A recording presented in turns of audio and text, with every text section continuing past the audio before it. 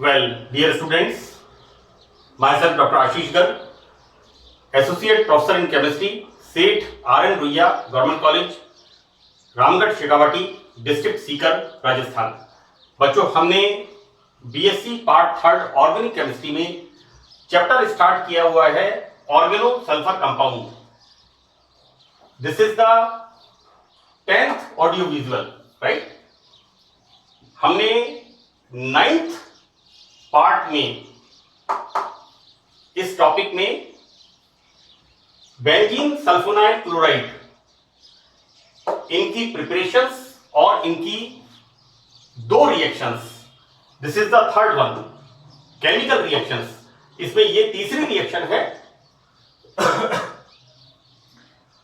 इसकी फर्स्ट जो रिएक्शन थी वो थी hydrolysis by the alkaline solution, right. And second reaction यहां पर थी हमारी एल्कोहोलाइसिस, right? That is alkaline solution of alcohol we use there. So the process is alcoholysis and here we start ammonolysis, right? यानी ये जो बेंजीन सल्फोनिल क्लोराइड है इसका हम अपघटन करते हैं by using ammonia, by using concentrate ammonia, right?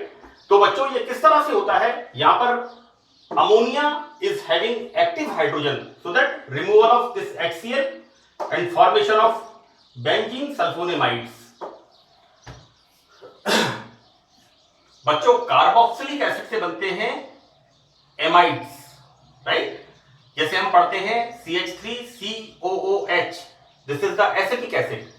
तो एसिटिक एसिड से बनता है acetamide with the reaction of ammonia, जबकि यहां पर फॉर्मेशन हो रहा है SO2, so the formation of sulfonamides. This is the benzene sulfonamides, right? So this process is called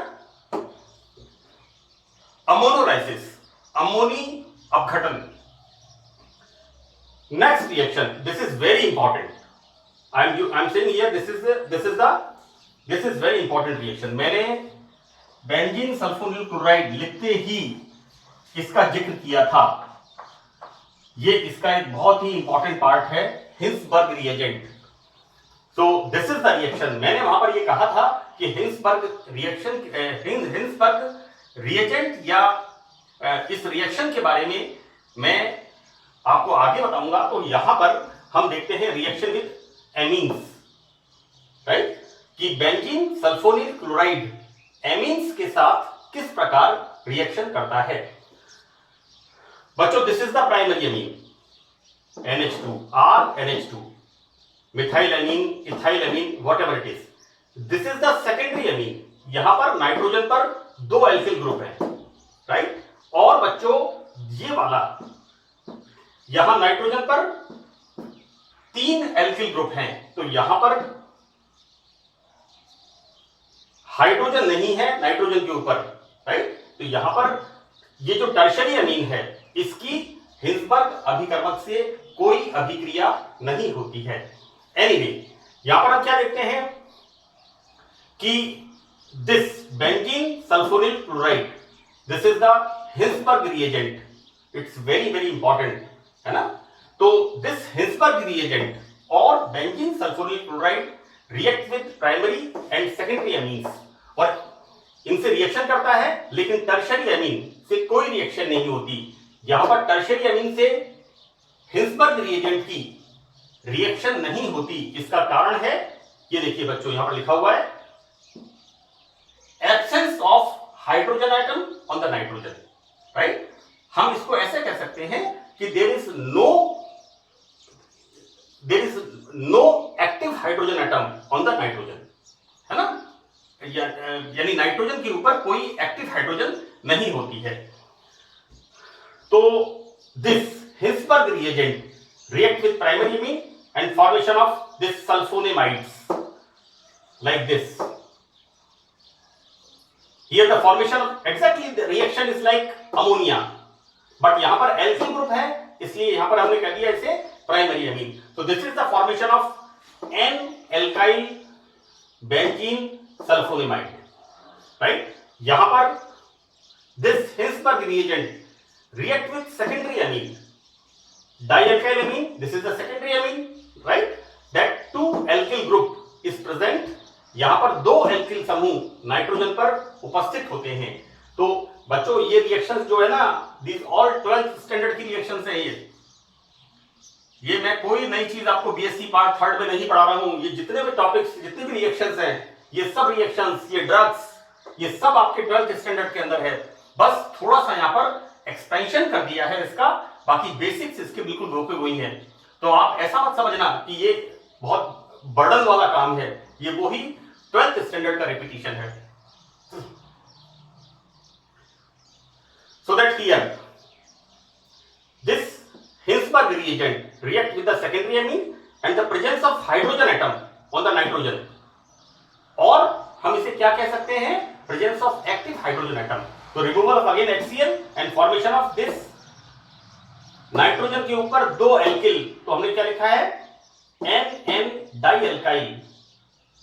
ये मिथाइल हो सकते हैं, इथाइल हो सकते हैं। these are NN dialkyl benzene sulfonamide, right? And this is insoluble in alkaline solution, while this primary amine से जो sulphonamide बनता है, this is soluble, while secondary amine से जो बनता है, this is insoluble। ये इसको हम सेपरेट करने के लिए, पृथक्करण के लिए काम में लेते हैं, primary, secondary and tertiary amine, right. Tertiary amine में हाइड्रोजन नहीं होने के कारण कोई अभिक्रिया नहीं होती है। मैंने यहां पर लिखा है कि टर्शियरी अमीन कोई रिएक्शन नहीं करते। तो क्यों नहीं करते? ड्यू टू, यहां पर देखिए बच्चों, nitrogen presence of 1 2 3 alkyl group, तो presence of active hydrogen, sorry absence of active hydrogen atom नहीं होने के कारण यहां पर कोई रिएक्शन नहीं होती है, right.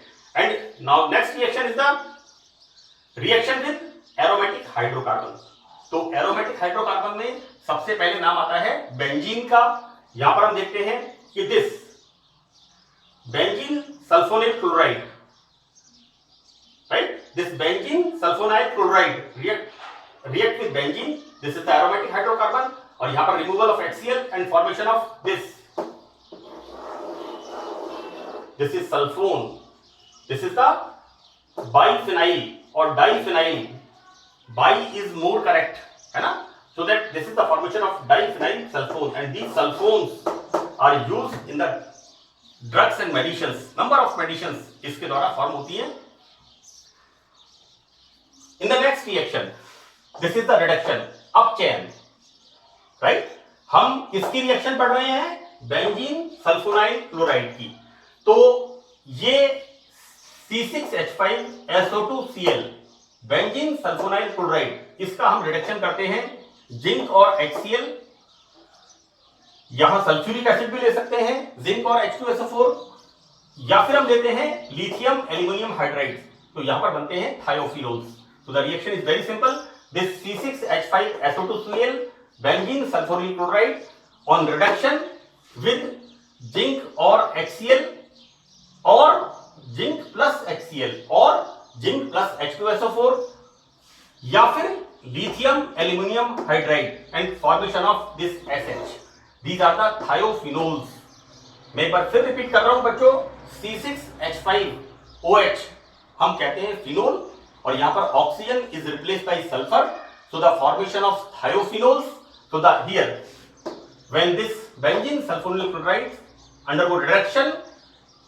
undergo reduction with zinc plus HCl or zinc plus H2SO4 or lithium aluminum hydride and formation of thiophenols, right? Now uses, what is the uses of benzene sulfonyl chloride? The first use is the very important Hinsberg reagent। जैसा मैंने आपको यहां पर बताया, ये use होता है primary, secondary and tertiary amines के सेपरेशन में, राइट। यहां पर प्राइमरी अमीन रिएक्शन करते हैं, सल्फोनेमाइड्स बनते हैं, and these sulfonamides are soluble.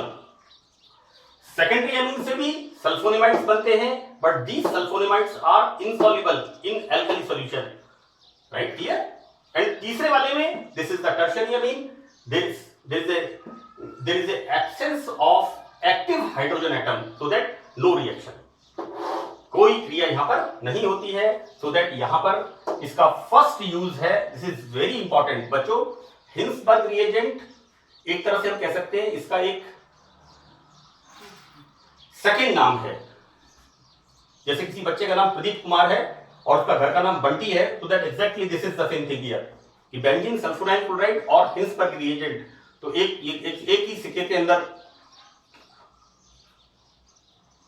एक ही सिक्के की बात है, मतलब दो पहलू हैं सिक्के के, तो this very very important use of the this Hinsberg reagent. In the second one, benzene sulphonic acid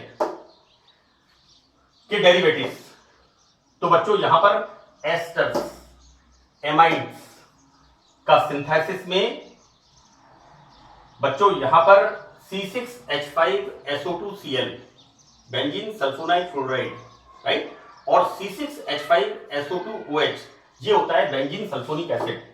तो बच्चों यहां पर इनके जो एस्टर बनते हैं, मैंने आपको बताया भी था 9th पार्ट में सल्फोनेट, लास्ट की रिएक्शन है बच्चों 9th पार्ट में, सल्फोनेट एस्टर एंड एमाइड्स, इनके सिंथेसिस में बेंजीन सल्फोनाइल क्लोराइड का उपयोग होता है। The third one, it's very important कि नंबर 5, रिएक्शन नंबर 5, इसमें जो सल्फोन्स बनते हैं, इन सल्फोन्स का उपयोग अनेक मेडिसिन्स में किया जाता है, right, antidepressant medicines and number of sulpha drugs, so these sulfones are used commonly, right? So these are 3 very important uses of benzene sulfonyl chloride, correct. ये 3 प्रमुख उपयोग हैं बेंजीन की, separation of primary secondary of tertiary amines, number formation of sulfonic acid के derivatives that is esters and amides, and the third is the formation of number of medicines sulfones is used, right? So these are 3 very important uses of benzene sulfonyl chloride.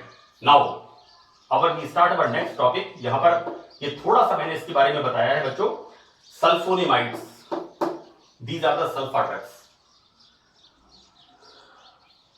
बच्चों आज से approximate 35 years back आज भी इन medicines का use होता है, बहुत अच्छा यूज इन मेडिसिन्स का होता है।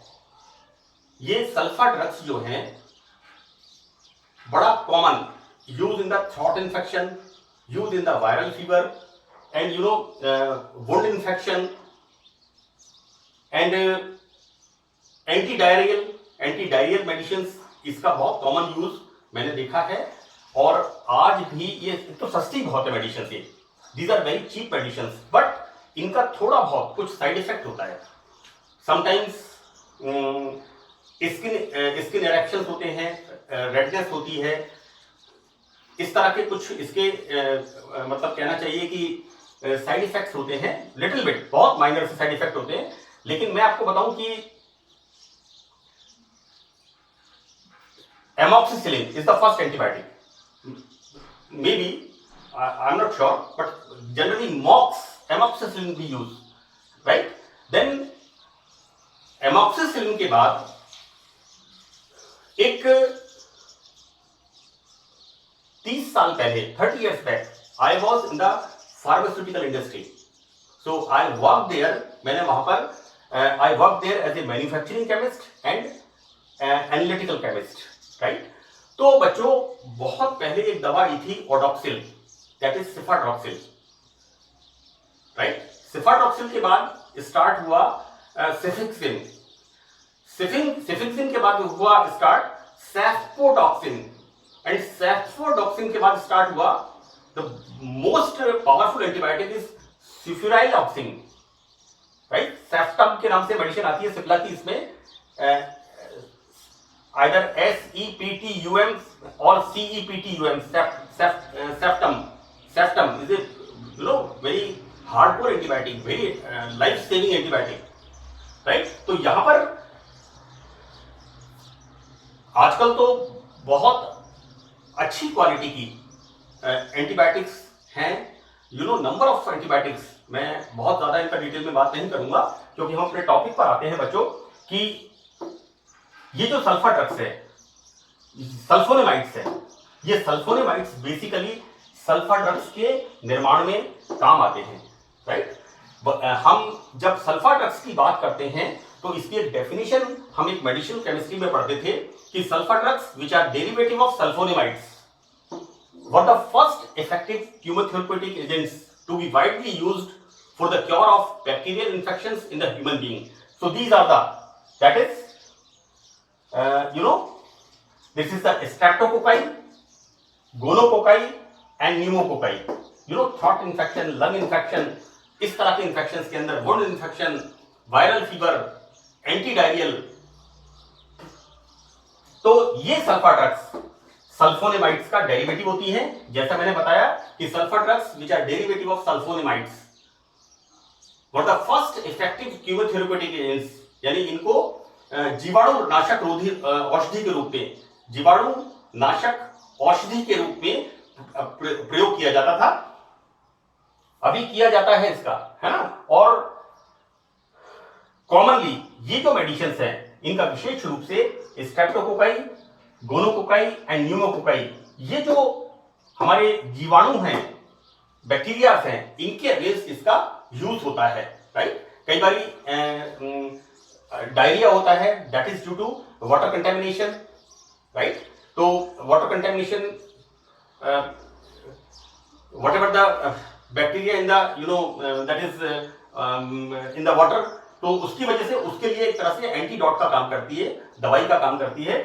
तो commonly used in the throat infection, antidiarrhoeal and antiviral, in the viral fever में इसका प्रयोग होता है। और ये मैंने आपको एक इसकी कॉमन रिएक्शन बताई है कि व्हाट आर सल्फोनेमाइड्स, राइट, कि किस तरह से बेंजीन सल्फोनिल क्लोराइड की अमोनिया के साथ रिएक्शन, बच्चों this is the reaction, benzene sulphonyl chloride की अमोनिया के साथ reaction and formation of this, this is benzene sulfonamides. So this benzene sulfonamides, these are used in the sulfur drugs.